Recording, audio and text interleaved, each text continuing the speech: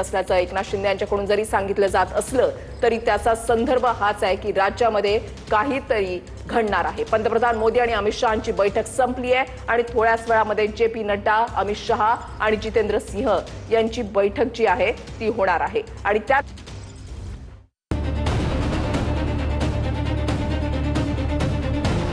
दिल्लीमध्ये जाण्याच्या चर्चांवर मुख्यमंत्री फडणवीसांनी TV9 मराठीला एक्सक्लुझिव्ह प्रतिक्रिया दिली आहे। जे मिळालंय त्यामध्ये समाधानी आहे असं म्हणत मुख्यमंत्री फडणवीसांनी अधिकचं बोलणं टाळलंय।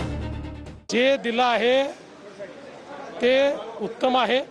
आपल्याला माहिती आहे की आपण असं म्हणतो चित्त नेहमी समाधानी असू द्यावं, तुका म्हणे उगे राहावे, जे जे होईल ते ते पाहावे, चित्त असू द्यावे समाधानी, तसं समाधानी आहे मी।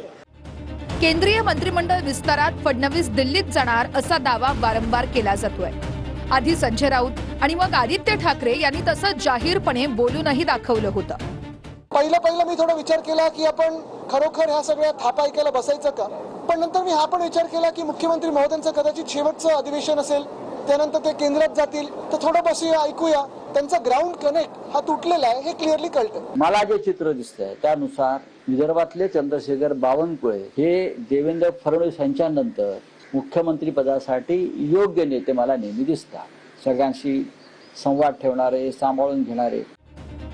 याच काळात मुख्यमंत्री फडणवीसांसह उपमुख्यमंत्री शिंदेंच्या दिल्ली वाऱ्या वाढल्यानं तर्क वितर्कही लढवले जात होते। मात्र मुख्यमंत्री फडणवीसांनी स्वतः त्याची खिल्ली उडवली होती।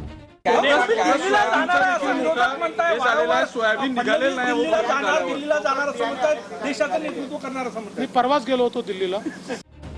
दुसरीकडे पुढील एका महिन्यात केंद्रीय मंत्रिमंडळात मोठे फेरबदल होणार असल्याचं सूत्रांकडून कळतंय। या फेरबदलांचा राज्यातल्या राजकारणावरही मोठा परिणाम होणार असल्याच्या चर्चा आहेत।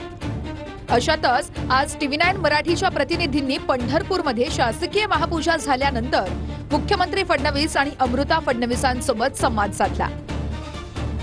यावेळी दोघांनाही दिल्लीत जाण्याच्या चर्चांवर प्रश्न विचारला। दोघांनीही या प्रश्नावर महत्त्वाचं भाष्य केलंय।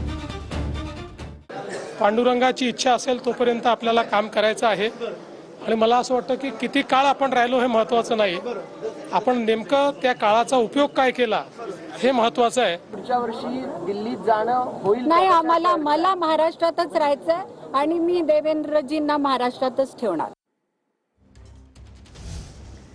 तर फडणवीस नागपूरहून निघालेले आहेत आणि तासाभरामध्ये आता ते दिल्लीमध्ये पोहोचतील। महत्त्वाची बातमी आपण पाहताय आणि शिंदे अजूनही ठाण्यात आहेत। संध्याकाळी ते दिल्लीकडे रवाना होतील। तर आपण गेल्या काही वेळापूर्वी या प्रतिक्रिया सर्व बघत होतो, ज्यामध्ये देवेंद्र फडणवीस यांनी नेमकं काय म्हटलं होतं, अमृता फडणवीस यांनी काय म्हटलेलं होतं, सर्व काही आपण जाणून घेतलेलं आहे। आणि सध्या जर आपण घडामोडी बघितल्या तर आता एका तासामध्ये देवेंद्र फडणवीस हे दिल्लीमध्ये पोहोचतील आणि थेट अमित शहा यांची भेट घेणार आहे। दुसरीकडे जी चर्चा सुरू आहे ती म्हणजे केंद्रीय मंत्रिमंडळामध्ये होणारे मोठे फेरबदल।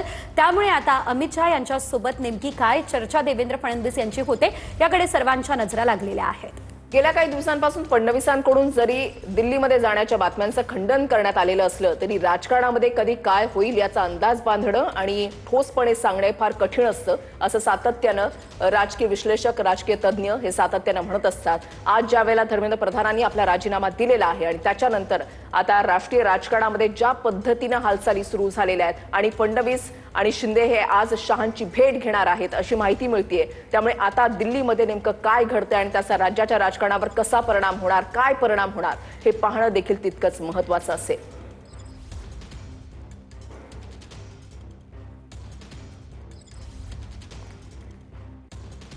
तर दिल्लीमध्ये जाण्याच्या चर्चांवर फडणवीसांनी TV9 मराठीला एक्सक्लुझिव्ह प्रतिक्रिया दिलेली आहे, पाहूया।